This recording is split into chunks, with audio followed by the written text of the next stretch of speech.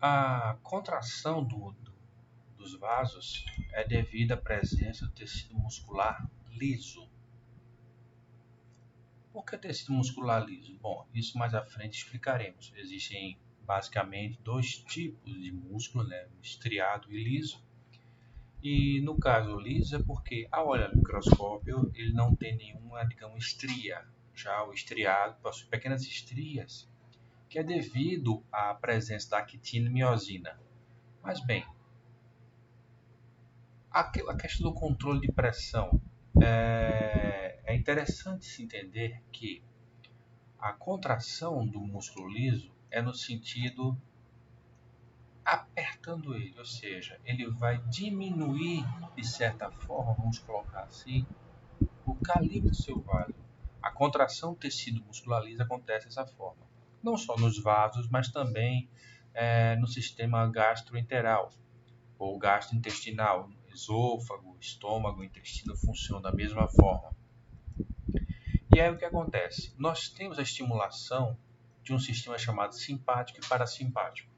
Só para entender um pouco, isso mais à frente será visto com mais detalhamento, nós temos o nosso cérebro e aqui, mais ou menos na região mais central do cérebro, bem próximo onde existe uma glândula chamada hipófise, também chamada de glândula mestra, existe o controle do sistema simpático e parasimpático.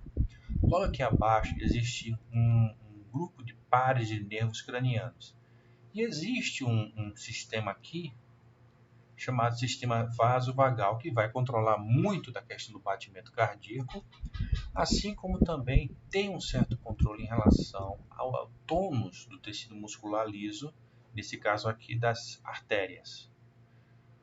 Como existe uma estimulação do sistema simpático, vai acontecer uma leve contração, fazendo com que, se há uma menor complacência deste vaso, então haverá um aumento de pressão arterial.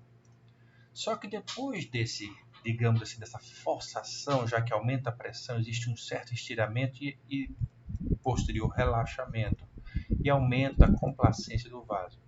Esse tipo de tônus, ou seja, existe um estreitamento, vou fazer aqui assim, existe um relaxamento ou estiramento, assim como existe uma contração do tecido muscular liso, no caso das artérias, serve para manter o tônus, um certo tônus nas artérias.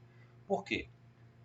É preciso que haja uma certa resistência para que o sangue possa fluir, exista uma certa pressão para que o sangue flua, mas também é preciso que haja um certo relaxamento ou complacência para que ele também não como eu posso dizer, não haja uma sobrecarga nas paredes dos vasos. Então, ao mesmo tempo que existe uma complacência para facilitar a passagem do sangue, do volume sanguíneo, existe também um certo tônus para que essa complacência não seja tão grande e haja uma certa pressão. Afinal, imaginando que fosse só complacente, esses vasos fossem só complacentes, não haveria pressão suficiente para o sangue circular.